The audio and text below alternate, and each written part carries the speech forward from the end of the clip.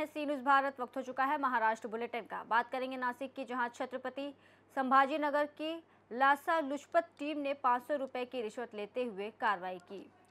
अगली खबर भी नासिक से है, जहां परिवहन अधिकारियों को रिश्वतखोरी के मामले में किया गया गिरफ्तार। ऐसी तमाम खबरों पर विस्तार से चर्चा करेंगे। छत्रपति संभाजी नगर के लासा लुजपत टीम ने 500 रुपए की रिश्वत लेते हुए कार्रवाई की। नासिक जिले में स्थित आरटीओ के पैट चेक पोस्ट पर कार्रवाई की गई है। रिश्वत लेने के संदिग्ध अधिकारी का नाम नितिन अहिरे। आरटीओ अधिकारियों के साथ साथ 2 निजी वाहनों को भी हिरासत में लिया गया है, जिनके नाम विनोद साल्वे और मनोहर निकम है। किसी विदेशी राज्य में प्रवेश के लिए 2000 रुपए कंपाउंड की फीस मांग की गई है। रिश्वत विभाग की कार्रवाई के बाद एक अधिकारी नितिन अहिरे के खिलाफ मामला दर्ज किया गया है। नासिक से सी न्यूज़ संवाददाता शशिकांत की रिपोर्ट।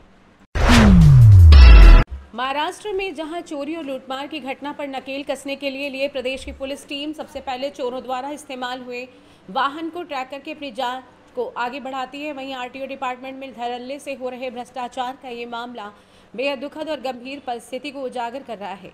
कई बार इन्हीं वजहों से पुलिस की जांच अपने अंजाम तक नहीं पहुंच पाती है। पूरा मामला एक राज्य से दूसरे राज्य में जाने वाले वाहन को रोककर कंपाउंड फीस की उगाही का बताया जा रहा है, जिसमें संबंधित चालक से 2000 रुपए की मांग की गई थी और छत्रपति संभाजी नगर की रिश्वत प्रतिबंधित टीम को 500 रुपए की रिश्वत लेते अधिकारियों को रंगे हाथों धर दबोचा गया था। नासिक जिला स्थित पेट चेक पोस्ट पर इस कार्रवाई को अंजाम दिया गया है। मौके से 2 आरटीओ अधिकारी, जिनके नाम विनोद साल्वे और मनोहर निकम है, को हिरासत में लिया गया है। साथ ही 2 निजी वाहनों को भी जब्त कर लिया गया है। रिश्वत विभाग ने अपनी जांच पड़ताल के बाद कार्रवाई को पूरा करते हुए एक और जवाबदेह अधिकारी नितिन अहिरे के खिलाफ भी मामला दर्ज कर लिया है। महाराष्ट्र से सी न्यूज़ संवाददाता शशिकांत गवांदे की रिपोर्ट।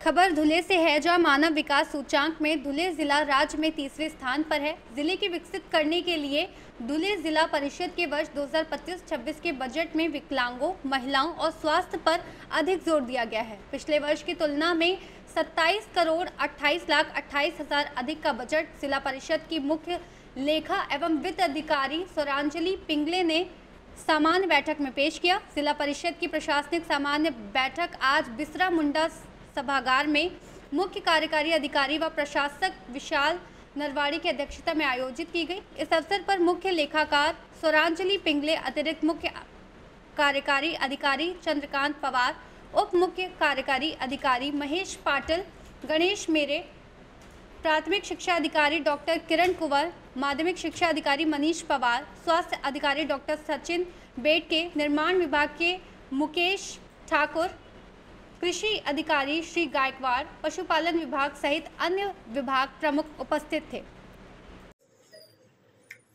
येस सर, तर सार्वजनिक या खर्चाचे तपशील आहे ते टोटल सार्वजनिक मालमत्तेच्या परिरक्षणासाठी 2,32 लाख, शिक्षणासाठी 2,26 लाख, सार्वजनिक आरोग्यासाठी 2,70 लाख, पाणी पुरवठा व स्वच्छतासाठी 1,45 लाख, ठेव संलग्न विम्यासाठी 8 लाख, समाज कल्याण विभागासाठी 2,25 लाख, दिव्यांग कल्याणासाठी 2,10 लाख, महिला बाल कल्याणासाठी 2,78 लाख, कृषी कार्यक्रमासाठी 1,70 लाख आणि पशुसंवर्धनासाठी 1,55 लाख, पंचायत राज कार्यक्रमासाठी 5,80 लाख, लघु बालबंधारेसाठी 70 लाख रुपये आणि इमारत ग्रामीण रस्ता व देखभाल दुरुस्ती इमारत बांधकाम विभागाकडची तरतूद आहे 1,50 लाख. ही फक्त ग्रामीण रस्त्यांवरची आहे. असा एकूण महसुली खर्चाचा 27,28 लाख 84 हजाराचा हा मूळ अर्थसंकल्प खर्चाच्या तरतुदी याप्रमाणे राहते. वरीलप्रमाणे जिल्हा परिषद तरतुदीनुसार खर्चाचा तपशील सादर केला आहे, पण जीपस व उत्पन्नातून संबंधित विभागांना त्यांच्या आवश्यकतेनुसार विकासाच्या योजनांकरता जिल्हा परिषदेचा हा निधी उपलब्ध करून देण्याचा प्रयत्न केलेला आहे आणि 24-25 ची सुधारित अंदाजपत्रकातील देखील अखेरची रक्कम जी आहे 15,55 लाख रुपये किंवा 25-26 ची जी अपेक्षित जमा जी आहे 12 कोटी 1 लाख रुपये असे एकूण टोटल 27,57 लाख मधून सन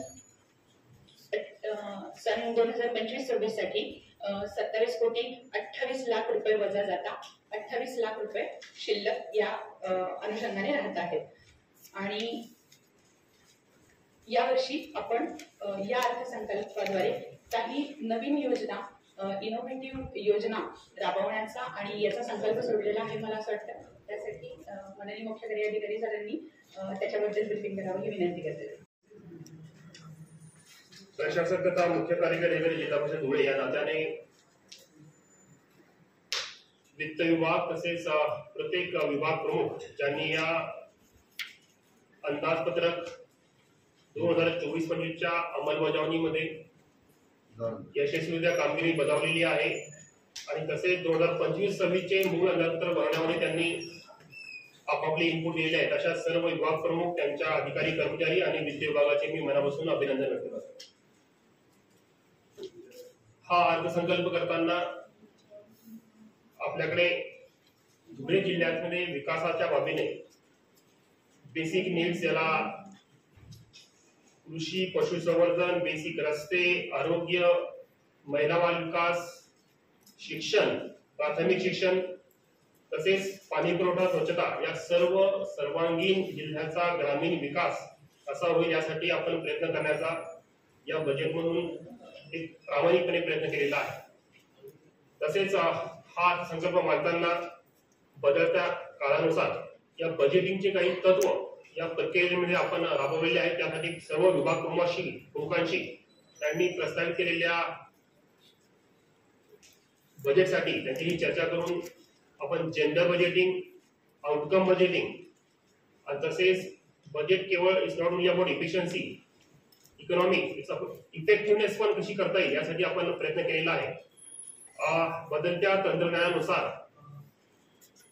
राज्य सरकारचे सुद्धा जे प्राधान्यक्रम आहेत त्यामध्ये आर्टिफिशियल इंटेलिजन्स सारख्या तंत्रज्ञानाचा समावेश असतो.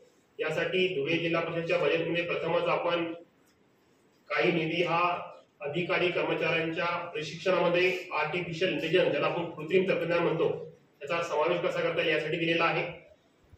याच प्रकारे आपण सर्वांना अवगत आहे की आपला जिल्हा हा मानवी विकास निर्देशांक, ज्याला ह्युमन डेव्हलपमेंट इंडेक्स म्हणतो, त्यामध्ये जवळपास 36 जिल्ह्यांपैकी 30 क्रमांक आहे.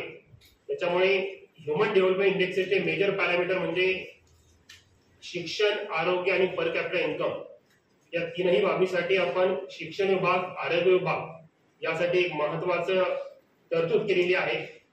त्याचप्रमाणे जिल्ह्याच्या जेंडर डेव्हलपमेंट इंडेक्स म्हणजे महिलांच्या विकास निर्देशांक यामध्ये धुळे जिल्ह्याची कामगिरी अजून 32व्या क्रमांकावर आहे. त्यासाठी महिला व बाल विकास विभाग यांच्या विकासासाठी आपण तरतूद केलेली आहे. त्यामध्ये बाल विकासाचे सुरुवातीचे 8 वर्षामध्ये जवळपास 90% मेंदूचा विकास होतो, हे शास्त्रीय पद्धतीने सिद्ध झालेलं आहे. त्यासाठी ती फेज ऑफ चाइल्ड डेव्हलपमेंट कशी कॅप्चर करता येईल यासाठी आपण इथे प्रयत्न केलेला आहे. आपल्याला हे सर्व करत असताना आपल्या अधिकारी कर्मचारी, त्यामध्ये दिव्यांग कर्मचारी अधिकारी असतील, त्यांच्याही कल्याणासाठी आपण तरतूद करण्यात आली आहे. धुले से सी न्यूज़ संवाददाता नीलेश परदेसी की रिपोर्ट. फिलहाल इस बुलेटिन में बस इतना ही. देश और दुनिया की तमाम बड़ी खबरों के लिए देखते रहिए सी न्यूज़ भारत.